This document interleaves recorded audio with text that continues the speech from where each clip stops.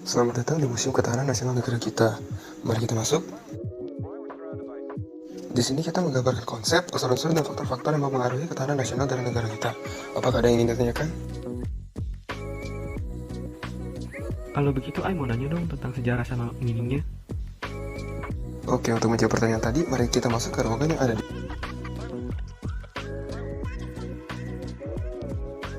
Jadi ruangan ini menggambarkan konsep dari ketahanan nasional, di mana itu berarti kemampuan negara untuk melindungi keberlangsungan hidup dari negaranya.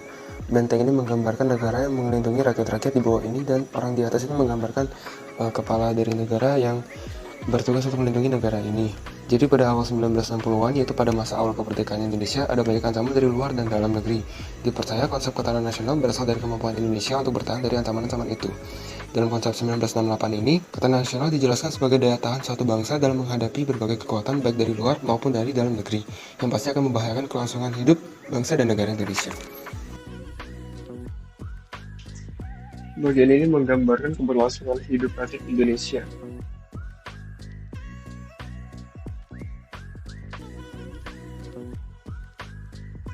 Bagian ini menggambarkan upaya negara untuk melindungi diri dari ancaman militer.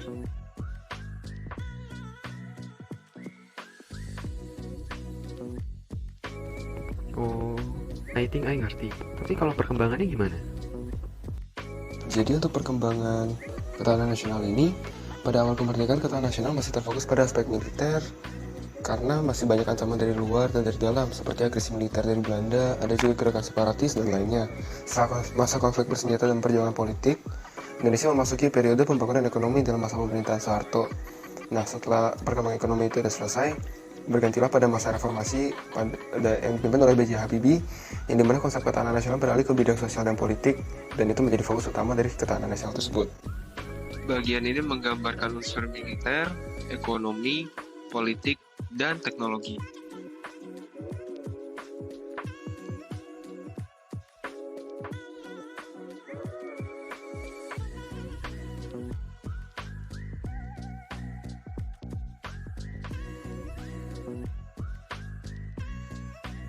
Lalu apa saja yang membuat ketahanan nasional suatu negara dapat menjadi sangat kuat? Untuk menjawab pertanyaan itu, mari kita pindah ke ruangan yang ada di seberang.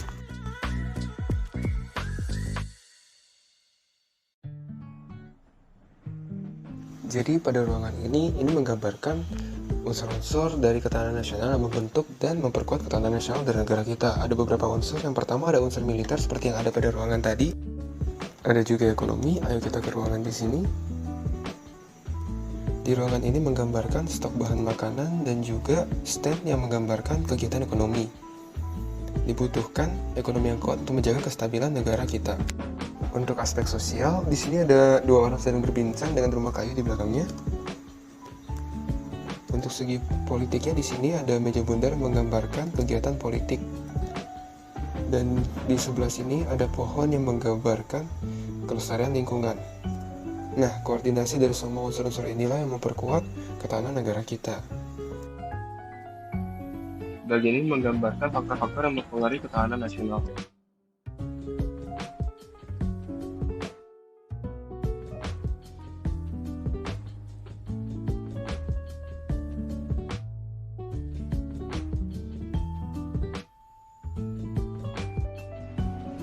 Bang Jul, kalau gitu apa aja ya faktor-faktor yang bisa bikin ketahanan nasional Indonesia paling the best? Nah, untuk faktor-faktornya sebenarnya mirip sama unsur-unsur tadi. Jadi ada faktor militer, ada faktor stabilitas politik, teknologi, keuangan, keterlibatan warga negara, diplomasi, dan lain-lain. Semua faktor inilah yang mempengaruhi ketahanan nasional kita. Jadi kesimpulannya, ketahanan nasional adalah fondasi penting bagi keberlangsungan hidup dan kesejahteraan suatu bangsa. Dengan memahami dan menjaga ketahanan nasional, kita melindungi masa depan negara dari berbagai ancaman, baik dari segi militer maupun non-militer. Konsep ketahanan nasional akan terus berkembang seiring berjalannya waktu untuk menghadapi tantangan dan ancaman yang akan datang ke depannya. Wah, menarik sekali. Terima kasih Bang Jul. Banyak.